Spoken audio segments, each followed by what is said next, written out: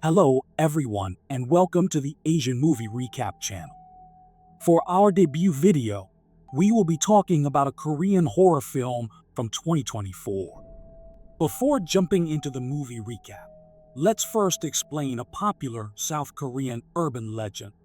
It is said that during Japan's colonization of Korea, the Japanese hammered iron rods into several spiritual locations across Korea, blocking off the Korean people's flow of feng shui, preventing them from becoming prosperous and keeping them subservient.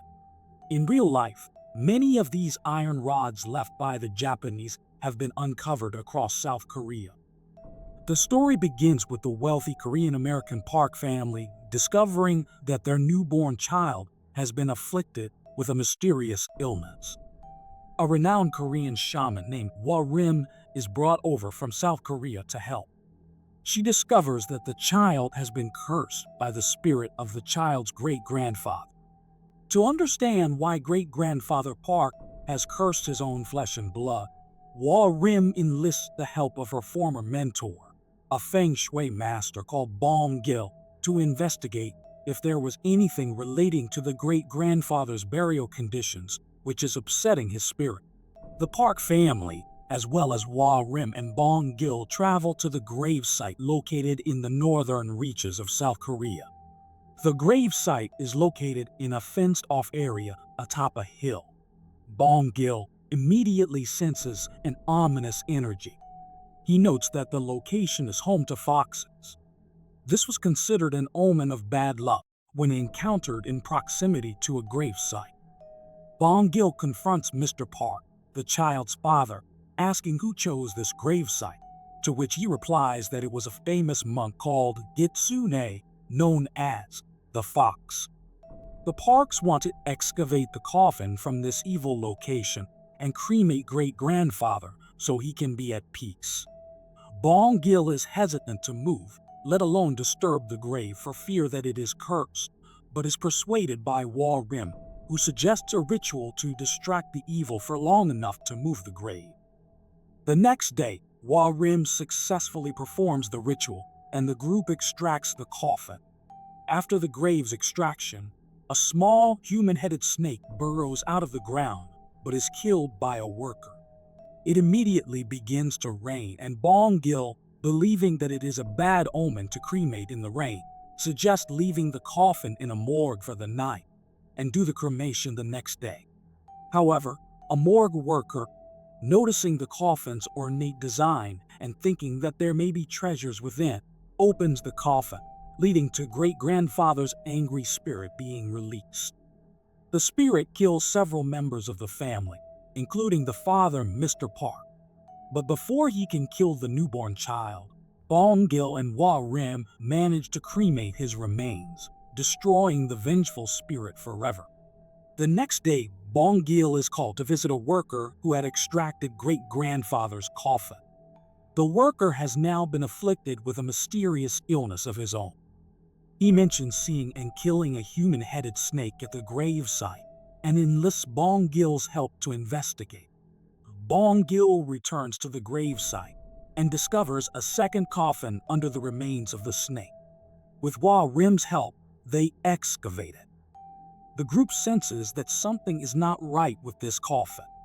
It was buried in the upright position, 7 feet tall, and wrapped in chains bearing a similar design to the human-headed snake. They decide to leave the coffin overnight at a nearby temple and cremate it the next day. At the same time, they speak to a surviving member of the Park family to understand why there was another coffin buried underneath great-grandfather Park's. She does not know, but reveals that great-grandfather Park was a Japanese sympathizer during Japan and Korea's warring era, and that Japanese monk who suggested the burial location, Gitsune, was himself a Japanese living in Korea. The group is confused as to why the Japanese monk would curse someone loyal to them by suggesting such an unholy burial location. The group spends the night at the temple. During the night, Rim awakens to discover that something is broken out of the coffin and killed the temple's priest. This evil presence is revealed to be an undead Japanese samurai which has awoken after being moved from its resting location. The main characters survive the encounter while the Japanese samurai morphs into a ball of fire and returns to the gravesite. The main characters regroup to discuss the encounter. They learn that the Japanese samurai is no ordinary spirit, but an anima, a flesh and blood demon created by fusing the spirit of a person with a physical object. Bong Gil also notes that the Japanese samurai must be guarding a metal rod placed by the Japanese to disrupt Korea's feng shui, because similar metal rods had been found in the area by Korean nationalists and left in the temple. The Japanese monk Gitsune must have placed great-grandfather Park's tomb there as a further safeguard, providing a reason to fence up the area and prevent entry. The group decides that they have to remove the rod to make a better land for their children and descendants. The group returns to the gravesite at night, where Wa-Rim is tasked with impersonating a Korean forest spirit to distract the Japanese samurai, while Bong Gil extracts the rod. The Japanese samurai soon awakens and speaks to Wa-Rim, mainly out of curiosity.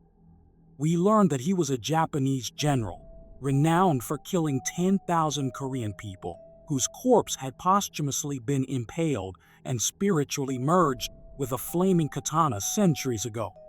Meanwhile, Bong Gil is struggling to find the rod. It simply isn't there.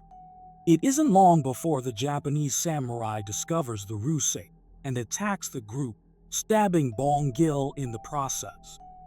Bong Gil eventually realizes that the Japanese samurai's body itself, having been fused with a metal katana and buried in an upright position, is the rod. Using his knowledge of feng shui, Bong Gil deduces that wet wood must be the anima's weakness. The anima was, after all, created out of flaming metal, and wet wood is its elemental opposite. He stabs the anima with a wooden pickaxe soaked in his blood, immobilizing it before delivering the killer blow to the head. Severely wounded, Bong Gil collapses to the ground and is rushed to the hospital. The movie concludes with a happy-looking Bong Gil at his daughter's wedding. With that, we've come to the end of this movie recap. Stay tuned for our next video.